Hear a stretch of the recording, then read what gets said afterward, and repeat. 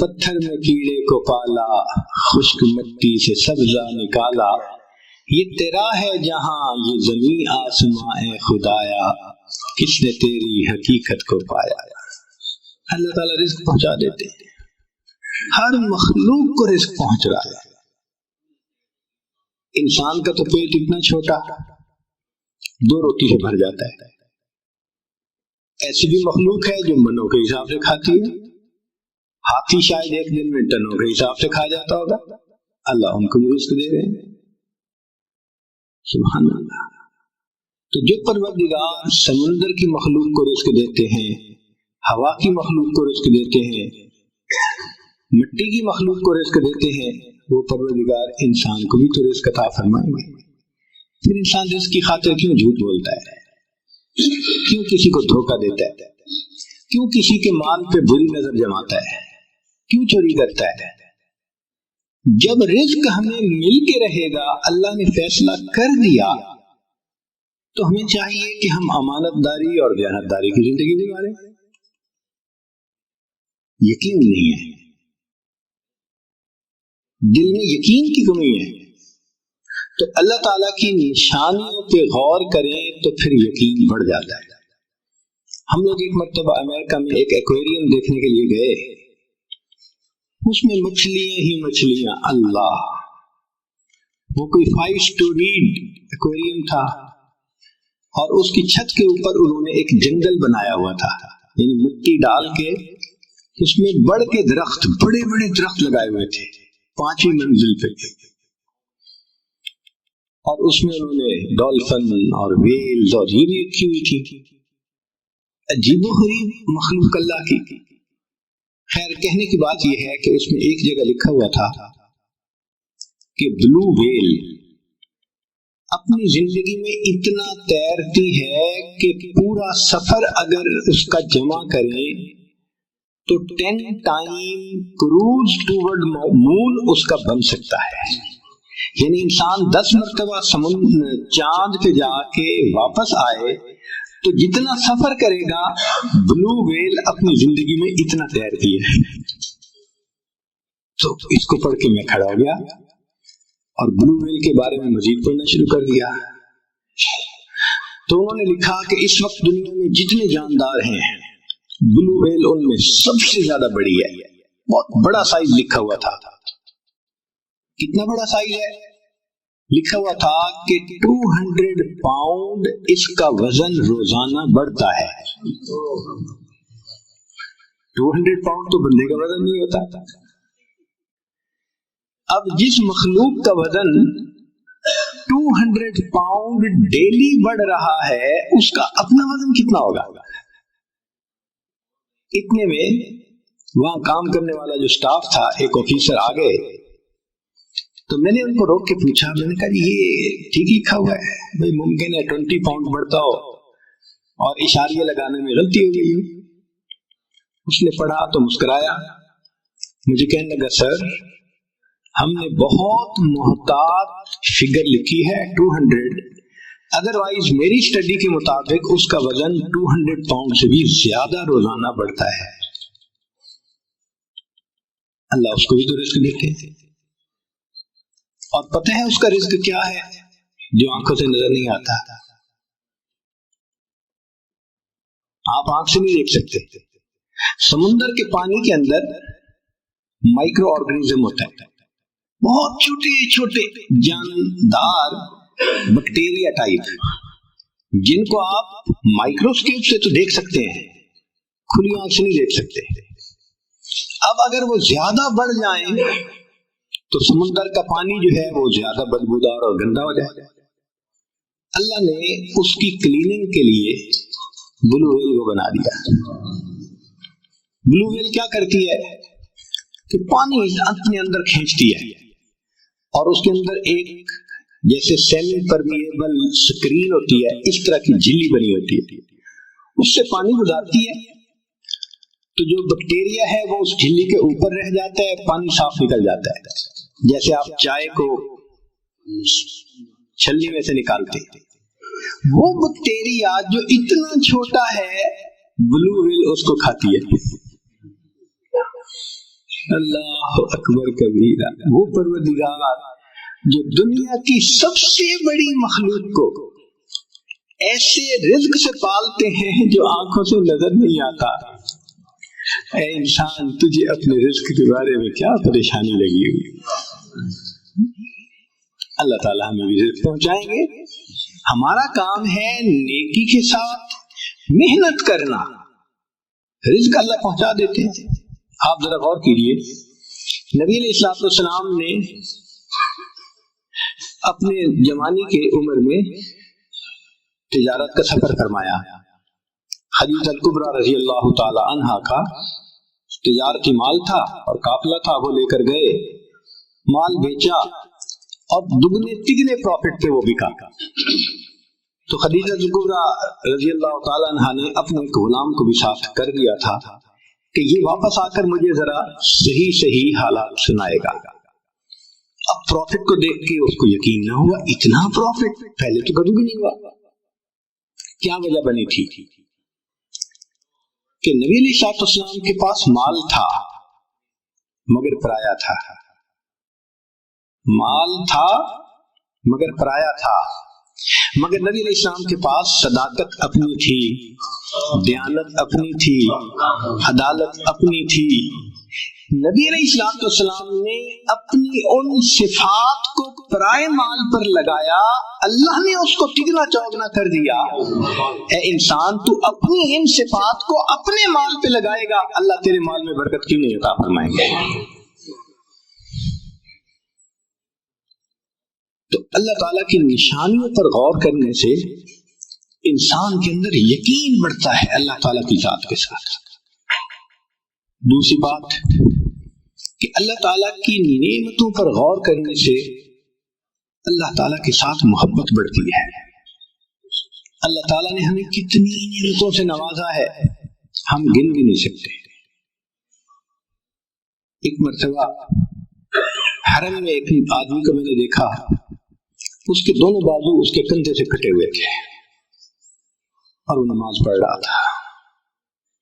یقین جانو اس کو دیکھ کے آنسو تھمتے نہیں تھے۔ میں سوچتا ہی رہا، یا اللہ، یہ اپنا چہرہ کیسے دھوتا ہوگا، یہ کھانا کیسے کھاتا ہوگا، یہ کپڑے کیسے بدلتا ہوگا۔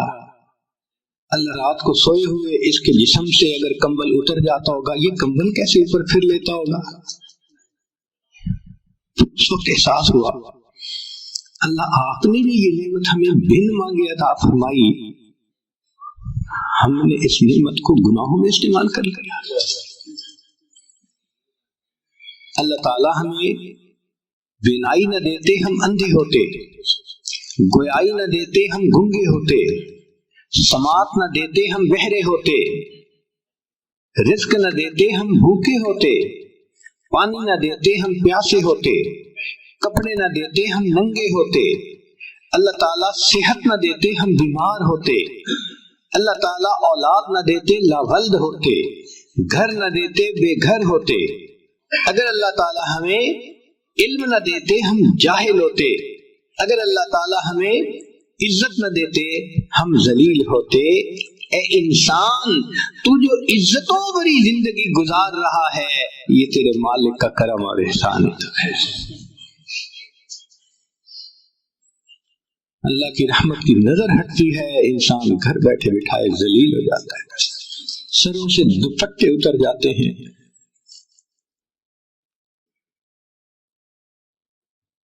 اللہ اکبر کبیرہ۔ ایک وقت ہوتا ہے مٹی کو ہاتھ لگائے سونا بنتی ہے، اور جب دن پلٹتے ہیں پھر کہتے ہیں حضرت آج تو سونے کو بھی ہاتھ لگائیں تو مٹی بن جاتا ہے۔ تو ہم اللہ تعالیٰ کی نعمتوں پر غور کریں تو اللہ تعالیٰ کی محبت ہم دل میں بڑھ جائے گی۔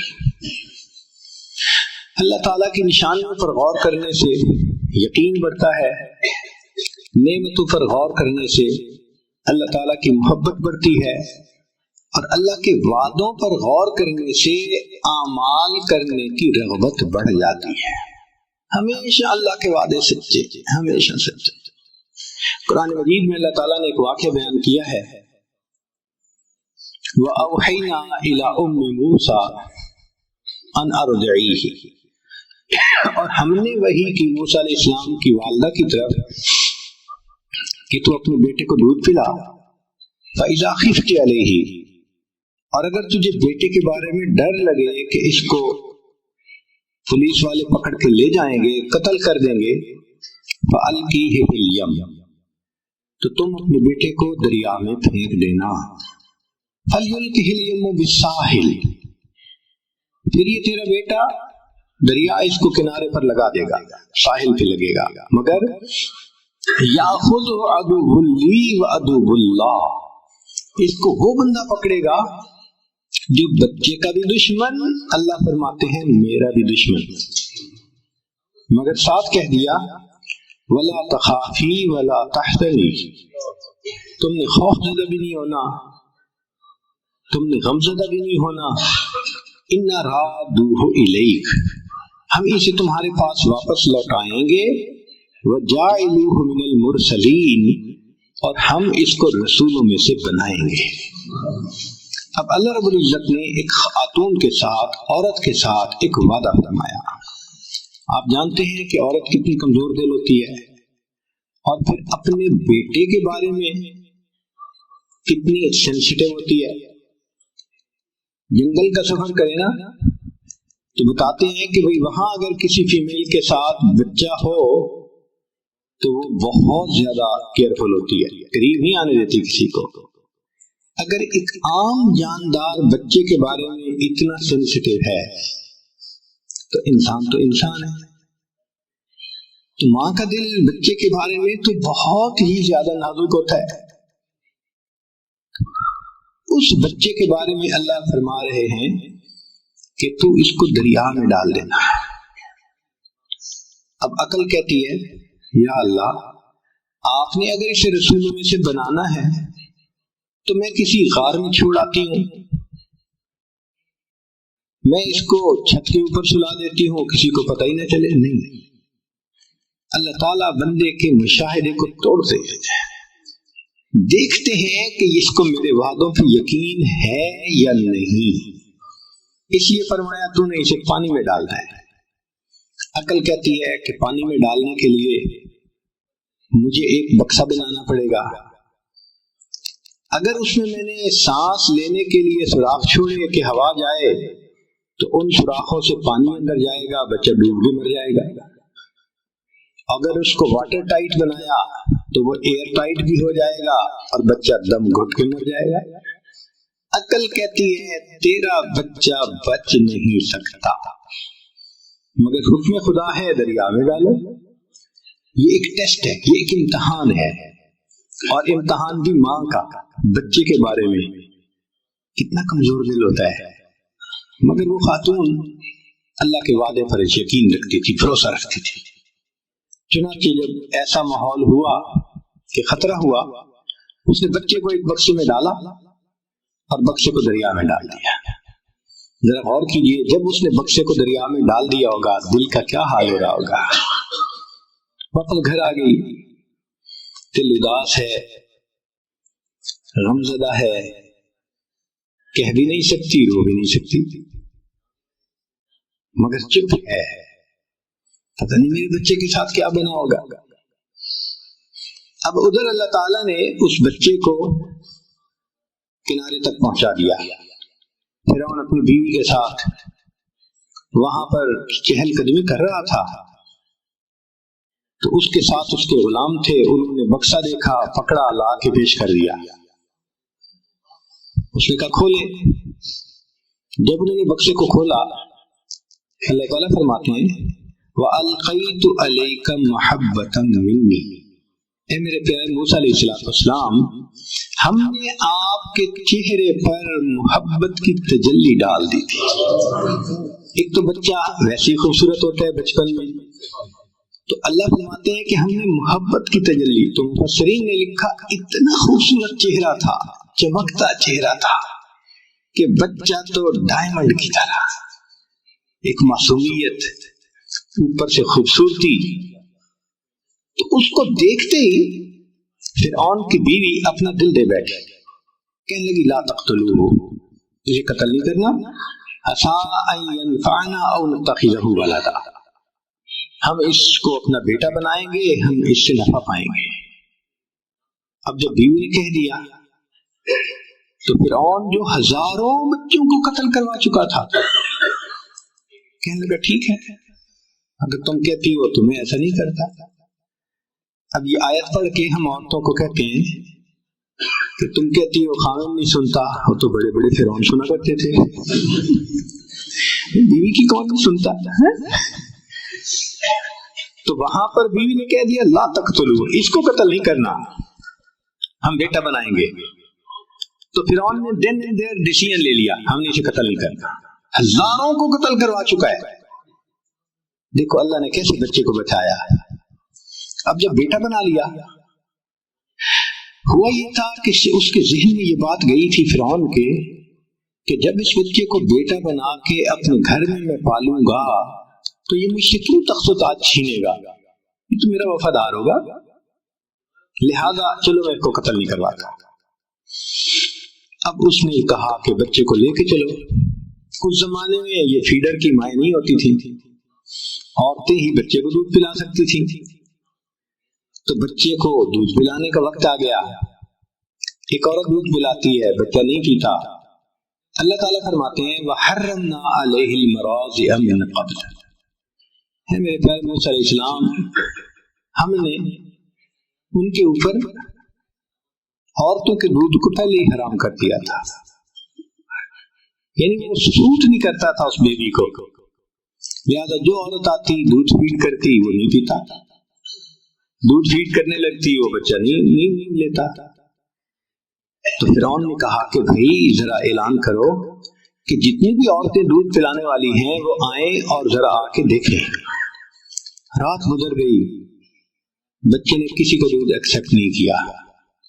فرعون کو نیند بھی آ رہی ہے، تھکا ہوا بھی ہے، اب وہ وش کرتا ہے کہ کسی عورت کا دودھ یہ ایکسپٹ کرے تو ہمارا مسئلہ حل ہو، مگر بچہ رو رہا ہے، بیوی سے رونا نہیں دیکھا جاتا اور اس سے بیوی کی پریشانی بھی دیکھی جاتی، اور عورتیں آ رہی ہیں مگر ان کا دودھ بچہ قبول نہیں کرتا۔ ساری رات گزر گئی، اللہ تعالیٰ فرماتے ہیں وَأَصْبَحَ فُؤَادُ أُمِّ مُوسَىٰ فَارِغًا، اور موسیٰ علیہ السلام کی والدہ نے جو رات گزاری بڑے بے-تابی میں، اور اس نے غم زدہ دل کے ساتھ صبح کی، ان قادت لتبدی بہ لولا ان ربطنا علی قلبها، اگر ہم اس کے دل کو گرا نہ دیتے تو وہ تو اپنا راز کھول بیٹھتی۔ کیا مطلب؟ رو لیتی، لوگوں کو پتہ چل جاتا کہ وہ گمشدہ بچہ اسی کا ہے۔ اللہ فرماتے ہیں ہم نے دل کو گرا دے دی، تسلی دے دی، وہ روئی نہیں مگر غمزدہ تو تھی۔ صبح کے بیٹی سے کہنے لگی، موسیٰ علیہ السلام کی جو بہن تھی، لڑکپن میں تھی وہ بھی، بیٹی جاؤ ذرا دیکھو بھائی کس حال میں ہے۔ وہ بچی دوڑی ہوئی گئی اور اس نے جا کے وہاں جو حالات دیکھے کہ ایک عورت دودھ پلانے لگتی ہے، بچہ نہیں قبول کرتا، پھر دوسری دودھ پلاتی ہے، پھر تیسری، ایک لائن لگی ہوئی ہے۔ تو جب اس نے یہ دیکھا تو اس نے فرعون کو کہا هل ادلکم علی اہل بیت یکفلونہ لکم وہم لہ ناصحون، کیا میں تمہیں ایسے گھر والوں کے بارے میں نہ بتاؤں کہ جو اس کی کفالت بھی کریں گے، دودھ بھی پلائیں گے اور بڑے ہمدرد بھی ہوں گے۔ تو فرعون کے دل میں کھٹکا تو ہوا، کیوں یہ کہہ رہی ہے؟ تو اس نے سر کے بالوں سے پکڑا، اے لڑکی تو کیوں کہہ رہی ہے ایسے؟ اس نے کہا جی ہم آپ کی رعایا ہیں، ہم آپ کی خیر خواہی نہیں کریں گے تو کون کرے گا؟ اس نے کہا بات تو ٹھیک ہے، لے آؤ جس کو لاتی ہو۔ موسیٰ علیہ السلام کی بہن دوڑی ہوئی آئی اور آ کے امی چلو چلو بچہ دودھ نہیں پی رہا، تو ماں آ گئی۔ اب جب ماں نے دودھ پلایا تو موسیٰ علیہ السلام نے پینا شروع کر دیا، بچے نے فوراً پینا شروع کر دیا، ایک شور مچ گیا، ایک عورت کا دودھ بچے نے ایکسپٹ کر لیا۔ وہ فرعون کو تو پہلے ایگزرٹ ہو چکا تھا، ایگزاسٹڈ تھا، سونا چاہتا تھا، وہ بدبخت تو سننا چاہتا تھا کہ بچہ دودھ قبول کرے تو میری جان چھوٹے۔ جب اس کو نیوز ملی نا، کہنے لگا ہاں بالکل ٹھیک ہے، اس عورت کو جانے نہیں دینا، میں سونے جا رہا ہوں۔ لو جی عورت کو گھر میں رکھ لیا گیا، عورت دودھ پلاتی ہے، بچہ خوشی سے پی لیتا ہے۔ اب بچہ خوش ہو کے ہنستا ہے، کھیلتا ہے، سب بہت مطمئن ہے. تیسرا دن ہوا تو موسیٰ علیہ السلام کی والدہ نے فرعون سے کہا کہ دیکھو بھائی، اپنا گھونسلہ اپنا کچا ہو یا پکا، میں تو اس محل میں نہیں رہ سکتی، میں تو اپنے گھر واپس جا رہی ہوں. جب وہ واپس جانے لگی اور فرعون نے دیکھا کہ یہ رکے گی نہیں، کہتے اچھا سنو، ہمارے بیٹے کو بھی ساتھ لے جاؤ، اس کو دودھ تم وہاں پلاتی رہنا، ہم تیری تنخواہ وہیں پہ بھیج دیا کریں گے. اللہ تعالیٰ قرآن مجید میں فرماتے ہیں فرددناہ الی امہ، ہم نے اسے لوٹا دیا اس کی ماں کی طرف، کئی تقر عینہا، تاکہ اس کی آنکھیں ٹھنڈی ہوں، ولا تحزن، اور وہ غم زدہ نہ ہو، ولتعلم، اور وہ جان لے ان وعد اللہ حق، اللہ کے وعدے سچے ہیں، ولکن اکثرہم لا یعلمون، ہم بندے نہیں سمجھتے، واقعی اللہ کے وعدے تو سچے ہوتے. آپ کہیں گے جی بڑی دور کی مثال ہے، قریب کے زمانے کی مثال دیکھنی ہے تو نبی علیہ السلام کی مثال دیکھ لیجیے. مکہ مکرمہ میں شروع میں کیا حالات تھے؟ جو کلمہ پڑھتا تھا اسی کو مار پڑتی تھی، کسی کے سینے پہ چٹان رکھ دی جاتی تھی، کسی کو ریت پہ گھسیٹا جاتا تھا، کسی کو مارا جاتا تھا. سمیہ رضی اللہ عنہ کی ایک ٹانگ کو ایک اونٹ کے ساتھ رسے سے باندھا، دوسری ٹانگ کو دوسرے اونٹ سے، اور دونوں اونٹوں کو مخالف سمت میں انہوں نے بھگایا، اور ان کی پوری باڈی جو تھی وہ درمیان میں سے شیئر آف ہو گئی. ایسی تکلیفیں ان کو دیتے تھے. خود نبی علیہ السلام مسجد میں نماز پڑھ رہے ہیں، اونٹ کی اوجڑی گندگی سے بھری ہوئی اوپر ڈال دی، اتنی وزنی تھی کہ نبی علیہ السلام اٹھ نہیں سکتے تھے. پتہ چلا تو سیدہ فاطمہ زہرا آئی، بیٹی آئی، جو بھی تھی سیدہ زینب شاید تھی، تو انہوں نے آ کے اس کو ہٹایا، تب نبی علیہ السلام نے اٹھ کر دوبارہ نماز مکمل کی. ابو بکر عنہ کو مارا گیا، خود نبی علیہ السلام کے مبارک گلے میں چادر ڈال کے گھسیٹنے کی کوشش کی گئی. یہ حال تھا ابتدا میں. کنڈی دے کے کلمے کی تعلیم کر رہے تھے، اور اس پر بھی ابو جہل نے بیٹھ کے پروگرام بنایا کہ ان کو قتل کرو، جان چھڑاؤ. 100 اونٹ کا انعام متعین کر دیا. اب بتائیں کیا حالت ہے کہ کسی کے سامنے اظہار نہیں کر سکتے، مسجد میں آ کے نماز پڑھ نہیں سکتے، اپنے دین کی دعوت دینی کتنی مشکل بن گئی. اور اس وقت اللہ تعالیٰ وعدہ فرماتے ہیں کہ اے میرے حبیب صلی اللہ علیہ وسلم، آپ یہاں سے ہجرت کر جائیے. ان الذی فرض علیک القرآن لرادک الی معاد، جس ذات نے آپ پہ قرآن کو نازل کیا وہ آپ کو دوبارہ اسی جگہ پر واپس لوٹائے گا. یقین نہیں آتا آنکھوں کو، عقل سوچنے سے عاجز ہے. جہاں ہر گھر میں دشمن ہیں، اپنے دشمن بن گئے ہیں اور جان کے پیاسے بن گئے ہیں، یہاں اللہ فرماتے ہیں کہ ہم تمہیں لوٹائیں گے. تو اللہ کے حبیب صلی اللہ علیہ وسلم نے ہجرت کا ارادہ کر لیا اور بیت اللہ پر آخری نظر ڈالی، اور بیت اللہ پر نظر ڈالتے ہوئے محبوب صلی اللہ علیہ وسلم کی آنکھوں میں آنسو تھے. فرمایا بیت اللہ، میں تجھے کبھی نہ چھوڑتا، اس شہر کے لوگ مجھے یہاں رہنے نہیں دیتے. آنسوں کے ساتھ آپ صلی اللہ علیہ وسلم رخصت ہوئے اور مدینہ طیبہ آئے. اب کافروں کو اپنی طاقت پہ اتنا ناز تھا کہ وہ چپ کر کے بیٹھ جاتے، بھئی چلو یہ مخالف تھے چلے گئے، مکہ خالی ہو گیا. نہیں، وہ 400 کلومیٹر دور پھر لڑنے کے لیے آ گئے، اتنا ان کو طاقت میں ناز تھا. پھر اللہ تعالیٰ کی شان دیکھیں، چند سال گزرے کہ بالآخر ہجرت کے 10 سال کیا ہوا، نبی علیہ السلام فاتح مکہ بن کر مکہ مکرمہ میں داخل ہو رہے ہیں اور فرماتے ہیں الحمدللہ وحدہ، سب تعریفیں اللہ کے لیے ہیں. نصر عبدہ، اس نے اپنے بندے کی مدد کی، وحزم الاحزاب وحدہ، اور اس ایک اللہ نے سب کو شکست عطا فرمائی. اللہ نے فاتح بنا کر واپس لوٹا دیا. اللہ کے وعدے سچے. تو اللہ تعالیٰ کے وعدوں پر غور کریں تو انسان کے دل میں عمل کرنے کا جذبہ بڑھ جاتا ہے. پھر اللہ تعالیٰ کی وعیدوں پر غور کریں تو خوف خدا زیادہ ہو جاتا ہے. اللہ تعالیٰ کی وعیدیں یعنی اللہ تعالیٰ نے جو اپنے عذاب کے بارے میں بتایا ہے نا کہ جو انسان گناہ کرے گا تو میرا ایسے عذاب آئے گا, اس پہ غور کرے. ہم نے اپنی زندگی میں دیکھا ہے جس کو شراب کی عادت پڑی اس کی زندگی میں بربادی آنکھوں سے دیکھی. جس بندے کو زنا کی عادت پڑی وہ مختلف بیماریوں کا لازمن مجموعہ بنا. حدیث پاک میں آتا ہے جو زنا کرتا ہے اس کی عمر گھٹا دی جاتی ہے. تو جس نے گناہ کا راستہ اختیار کیا بالآخر برباد ہوئے, دنیا کی بھی ذلت آخرت کی بھی ذلت. تو اللہ تعالیٰ کی وعیدوں پر غور کرے.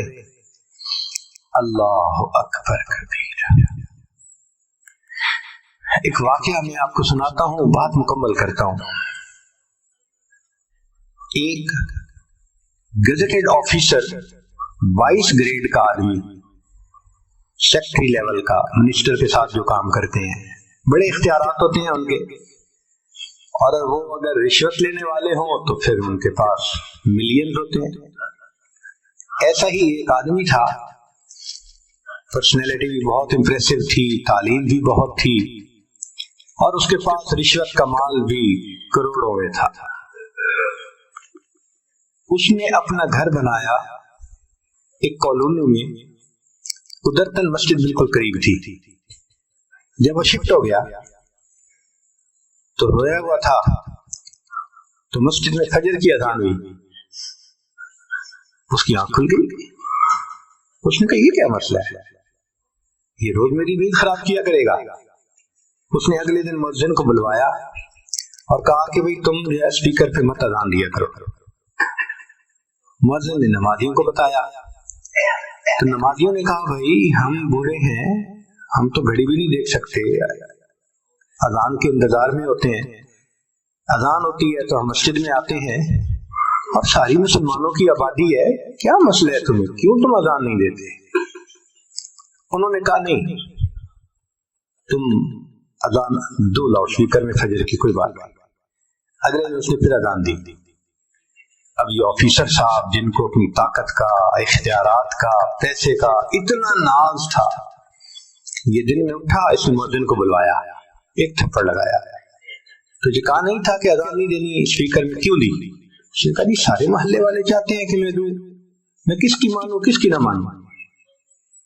بس اس بندے کا یہ عمل ایسا اللہ کو ناپسند ہوا کہ میری عظمت کی آواز لگتی ہے اور اس کی نیند خراب ہوتی ہے. لو جی, چند دن کے اندر اس گزٹڈ آفیسر صاحب کے اوپر فالج کا اٹیک ہو گیا, دونوں ہاتھ یوں. اب جب دونوں ہاتھ بیکار ہو گئے تو دفتر والوں نے بھی چھٹی کرا دی کہ جی آپ سک لیو پہ جائیں, اگر ٹھیک ہو گئے تو آئیں ورنہ پھر ختم.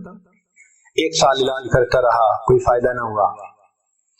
تو دفتر والوں نے کہا کہ بھئی آپ اپنی ریٹائرمنٹ لے لیں بینیفٹس کے ساتھ, پیسے تو مل گئے بہت سارے مگر دولت تو چلی,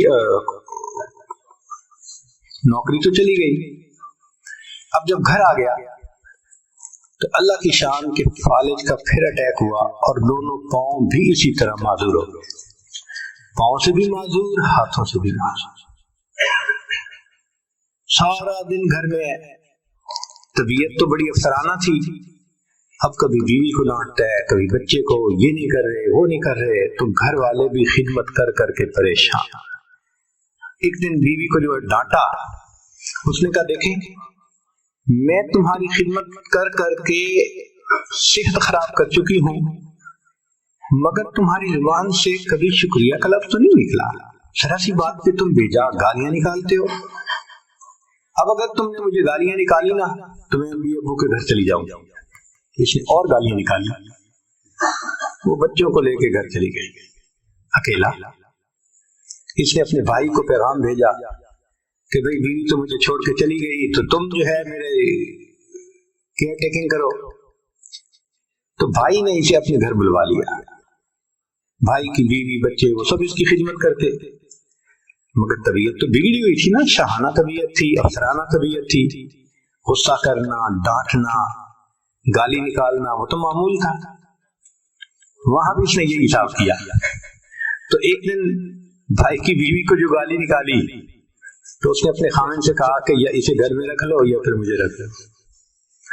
तो भाई ने कहा कि भाई देखो, मैंने आपको मना किया था कि ये आपकी खिदमत कर रहे हैं मेरे बीवी बच्चे, तो तुम बजाय इसके कि इनका एहसान मानो और इनके साथ अच्छा सलूक रखो, तुम ऐसे डांटते हो जैसे मालूम नहीं उन्होंने क्या जुर्म कर लिया।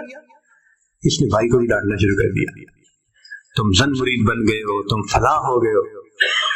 जब बच्चों ने देखा कि हमारे अब्बू को डांट रहे हैं तो वो तो नहीं सुन सकते थे। लो जी, उन्होंने उसकी चारपाई से उसको उठाया और बाहर लाकर सड़क के किनारे डाल दिया कि तू जान और तेरा काम जाने। अब हाथ भी काम नहीं करते, पांव भी काम नहीं करते, उसके पांव दोनों सीने के साथ लगे हुए हैं, हाथ भी सीने के साथ लगे हुए हैं, जिंदा लाश है एक तरह से। सड़क के किनारे पड़ा है।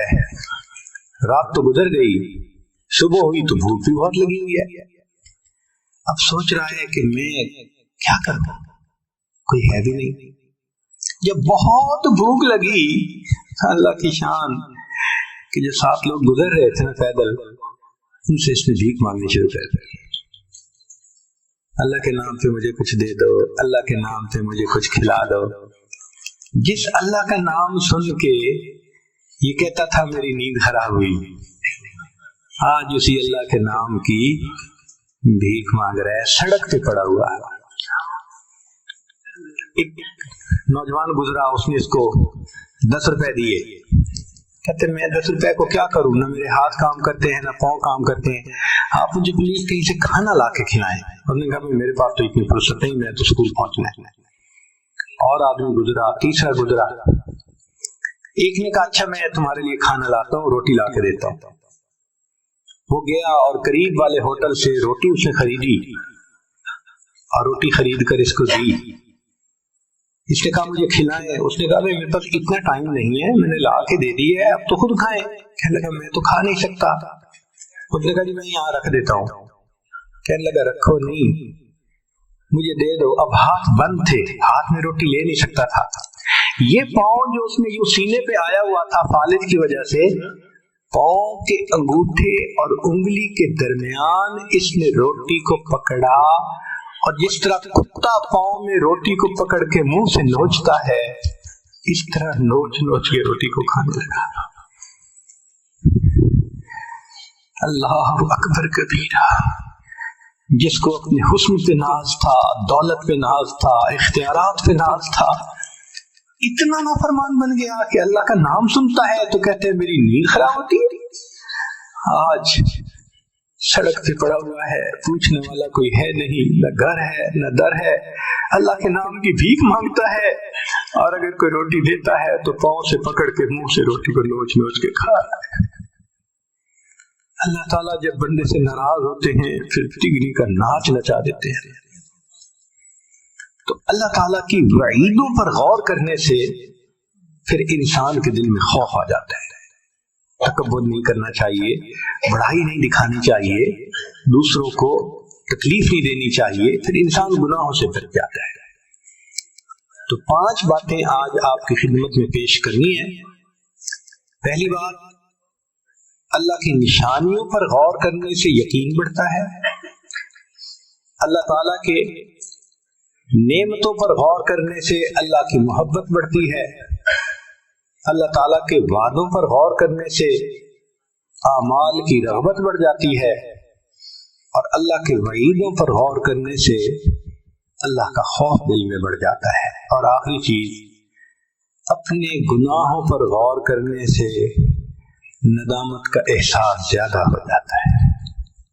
हम अगर देखें हमने क्या क्या गुनाह किए और रब्बे करीम ने नकद सजा तो नहीं दी, फिर हमारे गुनाहों को छुपाया और गुनाहों के बावजूद अल्लाह ने लोगों की ज़बानों से फिर तारीफें करवाई। اللہ آپ کتنے حلیم ہیں، کتنے کریم ہیں. اللہ اکبر. ہم گناہوں پہ گناہ. اللہ رزق بھی دے رہے ہیں، صحت بھی دی ہوئی ہے، نعمتیں بھی دے رہے ہیں، عذاب کو بھی ٹال دیا.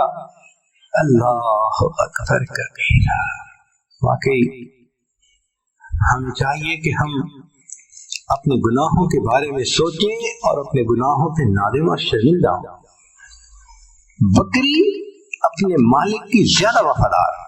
وہ گھاس کھا رہی ہوتی ہے نا تو بکری چرانے والا دور سے آواز کرتا ہے اور بکری گھاس کھانا چھوڑ دیتی ہے. بکری نے مالک کی آواز پر گھاس کھانا چھوڑ دیا. ہم نے اپنے رب کے کہنے پہ گناہ کرنا تو نہیں چھوڑے. جانور سے بھی گئے گزرے بن گئے. ڈاکٹر کے مشورے سے مریض حلال غذائیں چھوڑ دیتا ہے. جی مجھے ترین چیزیں نہیں کھانی، مجھے ہائی کولیسٹرول چیزیں نہیں کھانی، مجھے یہ میٹ نہیں کھانا، فلاں نہیں کھانا. ڈاکٹر کے کہنے پہ اگر مریض کھانے چھوڑ دیتا ہے، اللہ کے کہنے پہ ہم حرام چیزوں کو کھانا کیوں نہیں چھوڑتے؟ حرام چیزوں کو پینا کیوں نہیں چھوڑ سکتے؟ جانور سے بھی گئے گزرے بن گئے. تو انسان نیکی کرے تو اللہ کی مدد آئے گی، گناہ کرے تو پھر اللہ کی طرف سے پکڑ آئے گی. اس لیے حضرت مفتی منشفی رحمۃ اللہ علیہ نے ایک عجیب بات لکھی ہے. فرماتے ہیں کہ اے انسان تو جتنا چاہے گناہ کر، اے انسان تو جتنا چاہے گناہ کر، اگر اللہ نے تیری اسی زندگی کو جہنم نہ بنا دیا تو یاد رکھنا. اور واقعی ایسا ہوتا ہے. ہم دیکھتے ہیں جو گناہوں میں پڑتے ہیں نا، ایسا الجھتے ہیں کہ اپنی زبان سے کہتے ہیں جی اس جینے سے تو مر جانا بہتر ہے، اب تو مر جاتا تو اچھا تھا.